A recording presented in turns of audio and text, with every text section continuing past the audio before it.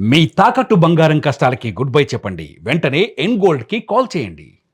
ఆంధ్రప్రదేశ్ ప్రభుత్వం కీలక నిర్ణయం తీసుకుంది. మున్సిపల్ ఎన్నికలను ప్రత్యక్ష విధానంలో చేపట్టేందుకు ప్రభుత్వం రంగం సిద్ధం చేసింది. మున్సిపాలిటీల చైర్పర్సన్లతో పాటుగా కార్పొరేషన్ల మేయర్లను ప్రజలు ఇకపైన నేరుగా ఎన్నుకునేటువంటి విధంగా అసెంబ్లీలో బిల్లు పెట్టనున్నారు. ఇక అక్టోబర్ 1న మున్సిపల్ ఎన్నికలకు సంబంధించి షెడ్యూల్ విడుదలయ్యేటువంటి అవకాశాలు కనబడుతున్నాయి. మొత్తం మీద 10 పట్టణ స్థానిక సంస్థల్లో వార్డుల పునర్విభజన షెడ్యూల్ కూడా జారీ చేయడం, మిగిలినటువంటి 23 సంస్థల్లో పెండింగ్ లో ఉన్నటువంటి పరిస్థితులు మనం చూస్తున్నాం. 4 చోట్ల సమస్యలకు కూడా పరిష్కరించేటువంటి దిశగా ప్రభుత్వం శరవేగంగా అడుగులు వేస్తుంది. సెప్టెంబర్ 25, 26 తేదీలో ఎస్సీ, ఎస్టీ, బీసీ మహిళలకు వార్డులను కూడా కేటాయించనున్నారు. మహిళలకు కేటాయించేటువంటి వార్డులను కూడా నిర్ధారించనున్నారు.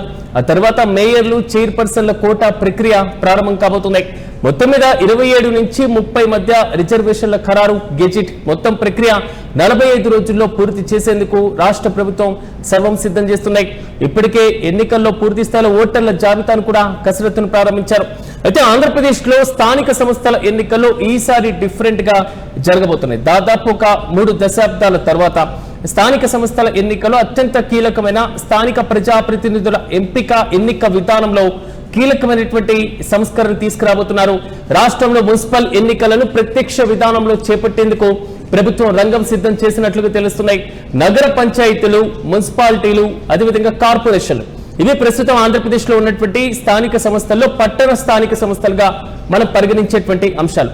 మహానగరాలను కార్పొరేషన్ల పరిధిలో, చిన్న చిన్న పట్టణాలను మున్సిపాలిటీల పరిధిలో, అటువైపు గ్రామం అంటే మండల గ్రామానికి సంబంధించి మరోవైపు మున్సిపాలిటీకి మధ్య ఉన్నటువంటి ప్రధానమైనటువంటి కేంద్రాన్ని నగర పంచాయతీలుగా పిలుస్తున్నారు. ఇప్పటి వరకు వీరిని పరోక్ష విధానం ద్వారా మాత్రమే మనం ఎన్నుకుంటున్నటువంటి వైనాన్ని మనం చూడాలి. ప్రజలు నేరుగా ఎన్నుకునేటువంటి విధానాన్ని శాసనసభలో ప్రవేశపెట్టేందుకు ఏపీ ప్రభుత్వం సర్వం సిద్ధం చేసింది.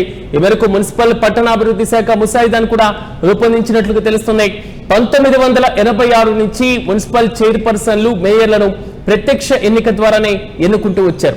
అంటే 1986 వరకు కూడా ప్రజలు నేరుగా వెళ్లడం, తమ వార్డు ఎవరైతే కౌన్సిలర్ ఉంటారో లేదా తమ వార్డుకు సంబంధించినటువంటి కార్పొరేటర్ కు ఓటు వేయడం, అట్ ద సేమ్ టైం ఆ నగరానికి సంబంధించినటువంటి ప్రథమ పౌరుడు మున్సిపల్ చైర్మన్ లేదా మేయర్ ఎంపికకి సంబంధించి డైరెక్ట్ గా ఓటు వేసేటువంటి విధానం ఉంటుంది.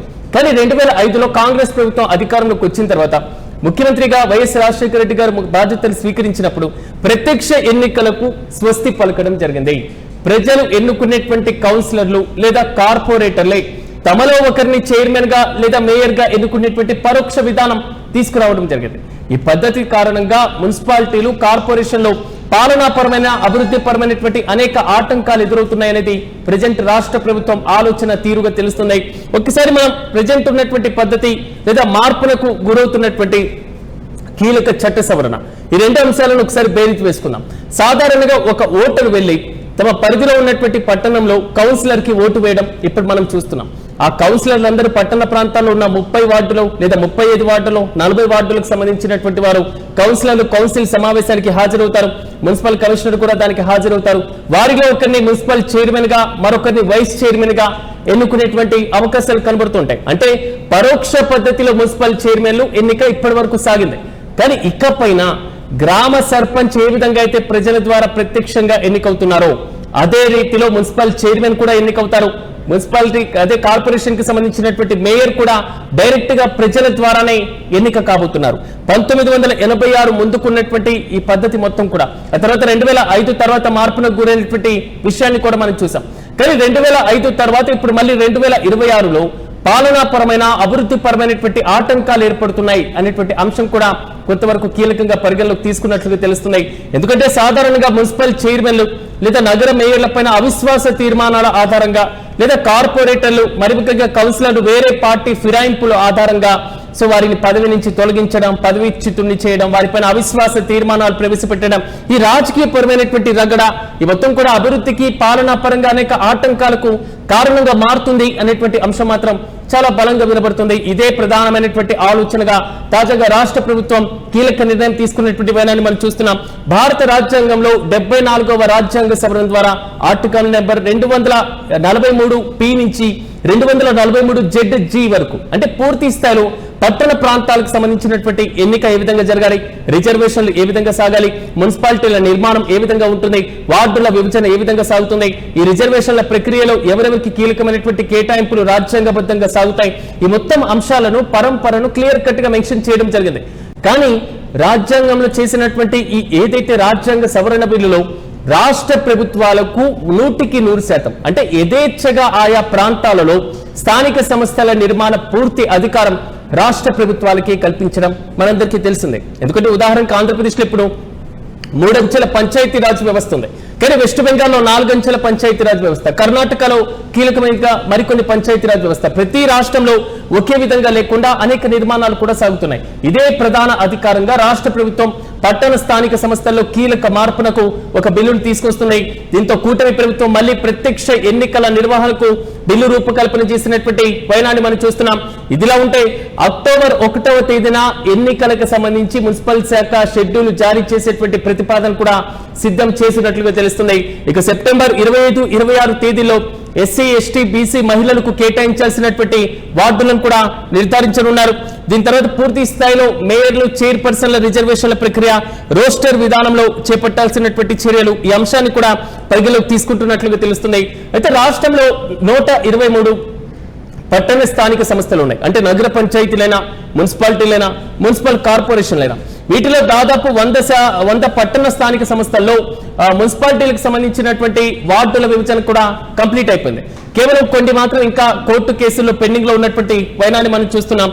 వాటిలో మంగళగిరి, తాడేపల్లి, కావలి, శ్రీకాళహస్తి, అల్లూరు ఈ సమస్యల పరిష్కారం ఇప్పుడు ప్రెజెంట్ కోర్టుల పరిధిలో ఉంది. దీంతో పాటుగా తాడిగడప, చింతలపూడి ఈ కేసులు కూడా దాఖలైనటువంటి వైనాన్ని మనం చూస్తున్నాం. అయితే నరసరావుపేట మున్సిపాలిటీలో కూడా ఓటర్ల జాబితాకు సంబంధించినటువంటి అంశం, వార్డుల పునర్విభజనకు సంబంధించి, సమీప గ్రామాల విలీనానికి సంబంధించి హైకోర్టులో కేసులు పెండింగ్ లో ఉండనున్న గతంలో జరగాల్సినటువంటి ఎన్నికను కూడా రద్దు చేశారు. ఇక కాకినాడలో గ్రామాల విలీనానికి సంబంధించి, ఆముదాల వలసలో డీలిమిటేషన్ అభ్యంతరాలకు సంబంధించి కూడా కోర్టు కేసులు ఉన్నాయి. సో ఈ 17 కోర్టు కేసులు పెండింగ్ క్లియర్ అయితే సకాలంలో ఈ పట్టణ స్థానిక సంస్థలు కూడా ఎన్నికలు నిర్వహించేటువంటి అవకాశాలు అయితే చాలా స్పష్టంగా కనబడుతున్నాయి. కోర్టు అడ్డంకులు తొలగిన వెంటనే వార్డులను పునర్విభజన చేయనున్నారు. వార్డుల పునర్విభజన అనంతరం 21 రోజుల తర్వాత ఎన్నికలకు సంబంధించినటువంటి పూర్తి ప్రక్రియ చేపట్టేటువంటి అవకాశాలు కనబడుతున్నాయి. తాజాగా మనం చూసుకుంటున్నటువంటి అంశంలో 45 రోజుల్లో ఎన్నికల షెడ్యూల్ ప్రక్రియను కూడా కంప్లీట్ చేసేందుకు ప్రభుత్వం సిద్ధమైంది. మరోవైపు ఎన్నికల నిర్వహణకు బడ్జెట్ గా 104 కోట్ల రూపాయలను కూడా మంజూరు చేయడానికి మున్సిపల్ శాఖ ప్రభుత్వానికి ప్రతిపాదన పంపినట్లుగా తెలుస్తున్నాయి. పోలీస్ సిబ్బంది, కౌంటింగ్ సిబ్బంది, ఓటర్ల జాబితా, స్టేషనరీలు, అదేవిధంగా పోస్టేజ్లు, టెలిఫోన్, ఇంటర్నెట్, వాహనాలు, బారికేట్లు, టెంటులు, కుర్చీలు, అసిస్టెంట్ ఎన్నికల కమిషనర్లు, బిఎల్ఓలు ఇలా మొత్తం అంశాలను బేరీజు వేసుకున్న తర్వాత లోకల్ బాడీస్ ఎలక్షన్స్ నిర్వహణకు 104 కోట్ల రూపాయలను ఖర్చు చేయడానికి కూడా ప్రభుత్వం ప్రతిపాదన పంపినట్లుగా తెలుస్తుంది. ఇదిలా ఉంటే ప్రత్యక్ష ఎన్నిక ద్వారా పట్టణానికి సంబంధించినటువంటి ప్రథమ పౌరుడు, నగరానికి సంబంధించినటువంటి ప్రథమ పౌరుడ ఎంపిక కాబోతుంది.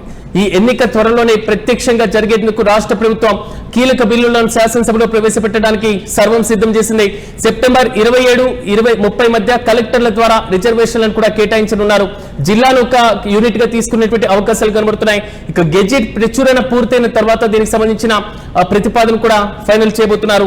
ఇదిలా ఉంటే షెడ్యూల్ జారీ నుంచి ఎన్నికల వరకు ఈ మొత్తం ప్రక్రియ 45 డేస్ లో కంప్లీట్ చేయాలి అనేటువంటి ఆలోచన చేస్తున్నట్లుగా తెలుస్తున్నాయి. వివరాలకు ఒకసారి మనం గమనించినప్పుడు ఆంధ్రప్రదేశ్ లో పట్టణ స్థానిక సంస్థలు ఇకపైన ప్రత్యక్ష ఎన్నిక ద్వారా జరగబోతున్నాయి. ఇంతకీ మీరేమనుకుంటున్నారు?